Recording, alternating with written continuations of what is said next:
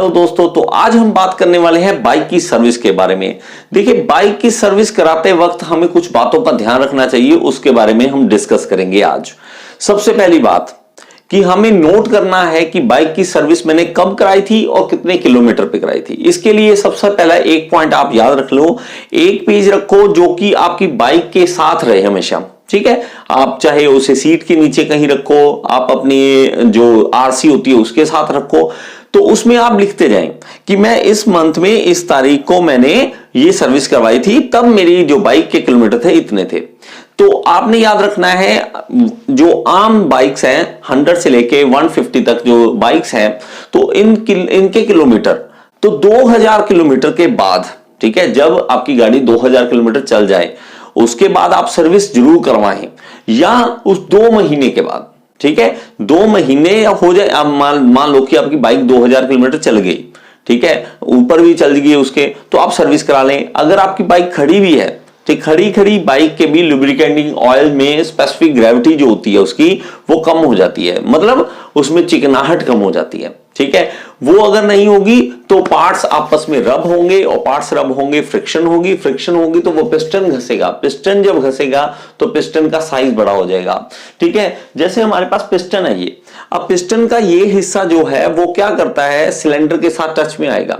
अब सिलेंडर के साथ जब टच में आएगा तो ये रब कर करके यहां से वो साइज बड़ा हो जाता है पिस्टन का, और वो फंस जाता है इंजन के साथ। ठीक है, लुब्रिकेटिंग ऑयल इस चीज को रोकता है, ठीक है, कूलिंग देता है। तो हमें याद रखना है कि हम अपने बाइक की सर्विस टाइम पे करवाएं। ठीक है, 2 महीने बाद, अगर बाइक आप नहीं चलाई है फिर भी 2 महीने बाद, ठीक है, 2.5 महीने लगा लो, तो इतने के बाद आपने सर्विस करा ही लेनी है। ठीक है, ये सबसे पहला पॉइंट। ये दूसरा पॉइंट, हमारे पास ऑयल कौन सा यूज करें। ऑयल देखिए, रिकमेंडेड जो भी ऑयल हो कंपनी की तरफ से वही ऑयल लें। मोस्टली एक जो होते हैं ना ब्रांड्स, ठीक है, हम मोस्टली ब्रांड्स के ही करवाते हैं। ठीक है, हमारी दिक्कत क्या आती है, जब लालच दिया जाता है तो वहां पे कहा जाता है कि ये सस्ते वाला ऑयल है, ये डलवा लीजिए, तो सस्ते के चक्कर में कई बार फंस भी सकते हैं। तो इसका भी थोड़ा सा ध्यान रखें। ब्रांड में थोड़ा सा विश्वास हो जाता है कि हाँ ये ब्रांड की चीज है तो अच्छी ही होगी, और अपने सामने ऑयल चेंज करवाएं। ठीक है, हम कई बार करते हैं कि हमारा जानकार मिस्त्री है, ये लीजिए आप बाइक की चाबी अपने आप करके, ठीक है, अपने आप कर देना इसमें जो भी चेंजेस करने हैं। हमने नहीं देखा कि उसने ऑयल कितना निकाला और कितना डाला। ठीक है, इसमें भी कई बार कोई ना कोई प्रॉब्लम कर सकते हैं। वो तो आपने ध्यान करना है कि ऑयल आपके सामने फिल करे, पूरा कंप्लीटली उसको खाली करने के बाद उसमें ऑयल फिल हो। ऐसा ना हो कि वो मान लीजिए 1 लीटर डालना था, उसमें उन्होंने 900 ml निकाला, 100 वही पुराना था, उसमें 900 नया डाल दिया। ठीक है, तो आपकी ये जिम्मेदारी बनती है कि आपने चेक करना है कि ऑयल उसने पूरा डाला है कि नहीं डाला। अगले पॉइंट की ओर बढ़ते हैं। देखिए, अगला पॉइंट है कि स्पार्क प्लग।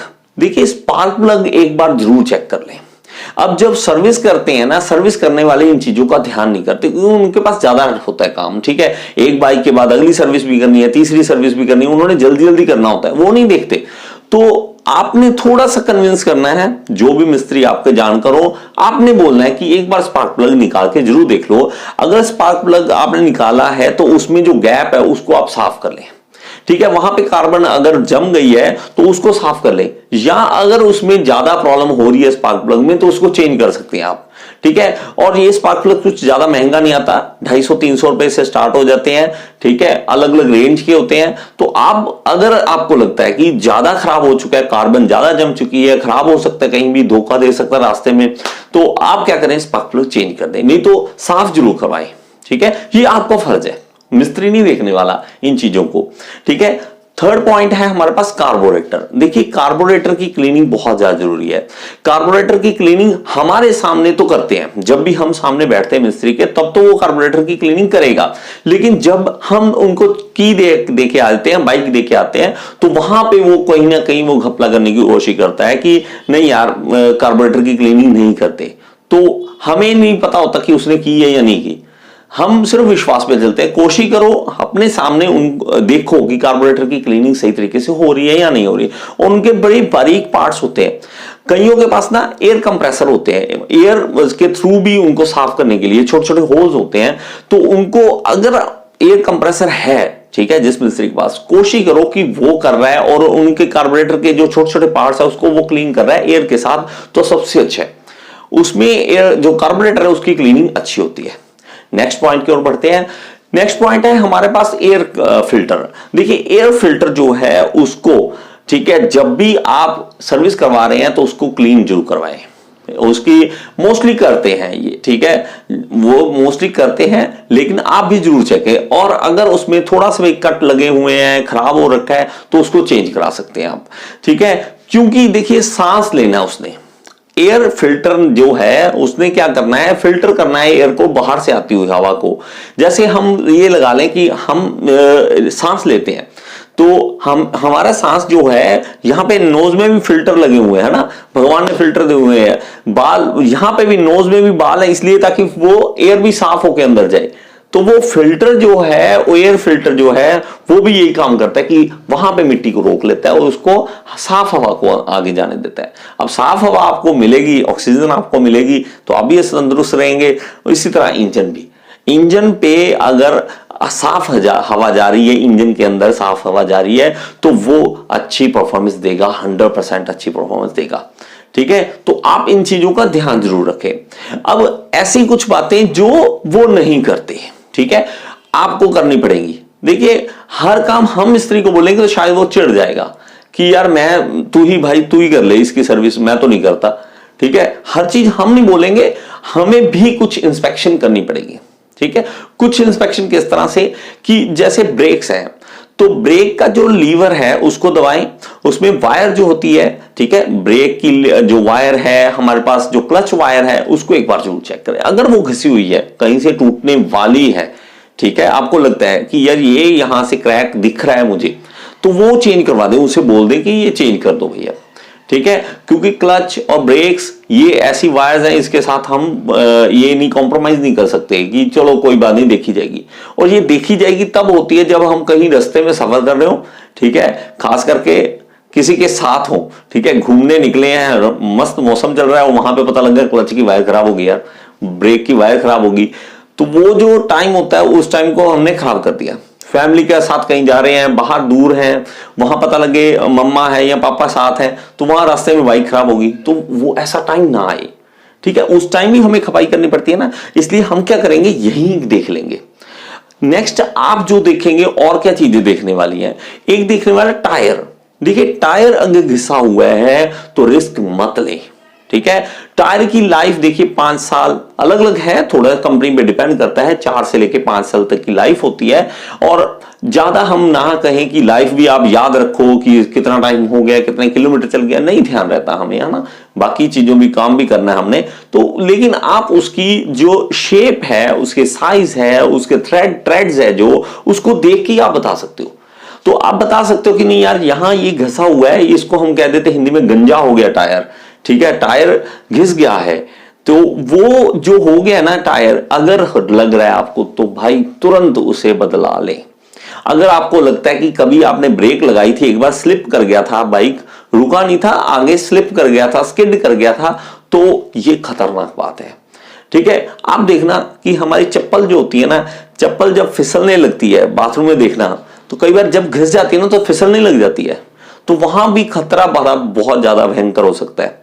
तो अगर ऐसा है तो ये टायर जो चेक करने की जिम्मेवारी आपकी है, ये उसने नहीं बताना कि यार ये टायर देख लो आपके खराब हो रहे हैं, आप चेक कर लो, वो नहीं बोलेगा, ठीक है। अगर और टायर के अंदर छोटे छोटे ना जो खांचे होते हैं, उसमें कई बार स्टोन्स फंस जाते हैं, पत्थर, छोटे छोटे पत्थर फंस जाते हैं, उसको निकाल दें। ये काम आप वहां पे बैठ के कर सकते हैं। अब मिस्त्री के पास आप बैठे हैं, आपने क्या किया, मोबाइल ऑन कर लिया, बस मोबाइल में पता नहीं क्या देख रहे हैं, और उधर से मिस्त्री पता नहीं क्या कर रहा है। ये टाइम होता है सीखने का, बातें करो मिस्त्री से, पूछो चीजें, ठीक है, आपको बहुत नॉलेज गेन होगी। कभी भी ऐसा मत करो कि वहां पे बैठे हो और फोन पे पता नहीं क्या देख रहे हो, फेसबुक देख रहे हो, इंस्टाग्राम देख रहे हो, उसकी बजाय उनसे बातें करो कि भैया ये कैसे होता है, ये थोड़ी थोड़ी बातें, जितने से वो चिड़े भी ना, ठीक है। और थोड़ी सी उसकी तारीफ भी कर दो कि भाई तेरे जैसा मिस्त्री नहीं है। थोड़ी सी तारीफ से ये होगा कि उसका पर्सनल टच बन जाएगा और उसके बाद आपको वो समझाने लग जाएगा, ठीक है। और आगे क्या क्या चेक करने वाला है वो देखते हैं। देखिए हमारे पास एक होता है ब्रेक्स, तो ब्रेक्स में हमारे पास ब्रेक शूज होते हैं।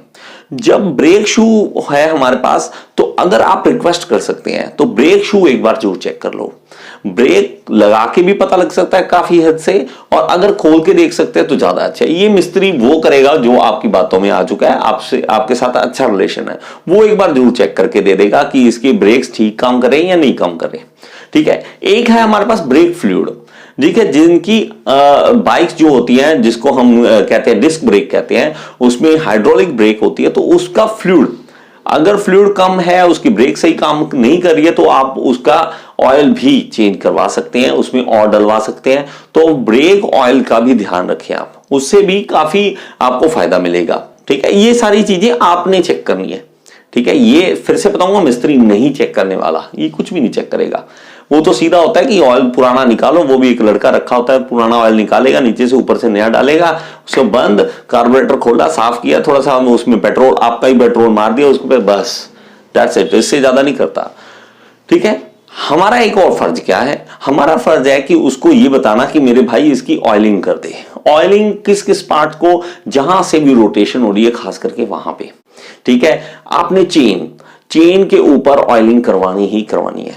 चेन के तरफ हमारा ध्यान नहीं जाता कि इसकी ऑयलिंग अच्छे तरीके से हो, और अगर कर सकते हो तो हर हफ्ते इतवार को आप उठो, तो आपके पास देखिए ये ज्यादा महंगा नहीं आता, 200 रुपए का आता है। ठीक है, चेन ऑयल होता है चेन के ऊपर लगाने के लिए, तो ये चेन स्प्रे भी कह देते हैं, तो अलग अलग तरह की है।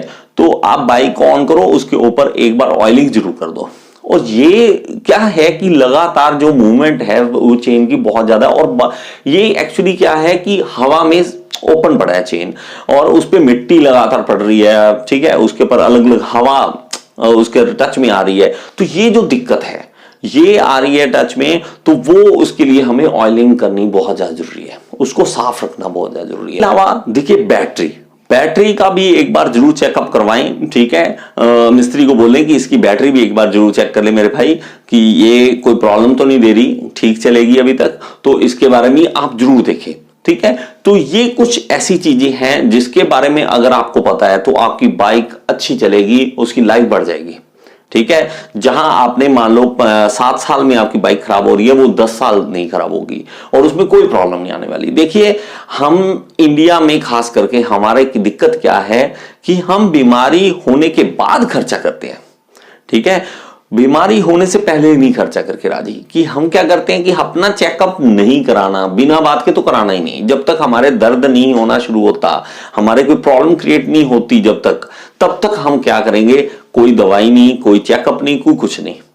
ठीक है, तो बाद में जब बीमारी बढ़ जाती है, वो अंदर से खराब होना शुरू होता है, तब हम उसकी दवाई दिलाते हैं। तो ऐसा आप बाइक के साथ मत करें।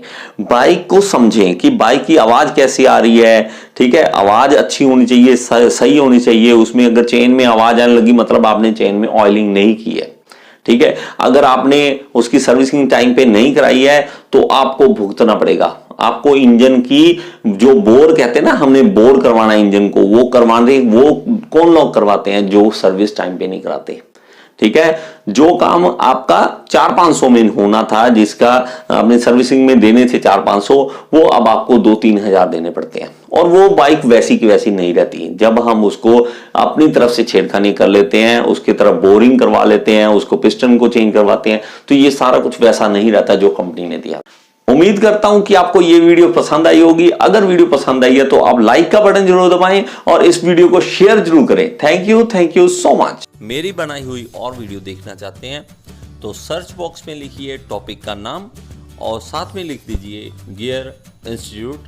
तो अगर मैंने उस टॉपिक पे वीडियो बनाई है तो आपके सामने आ जाएगी।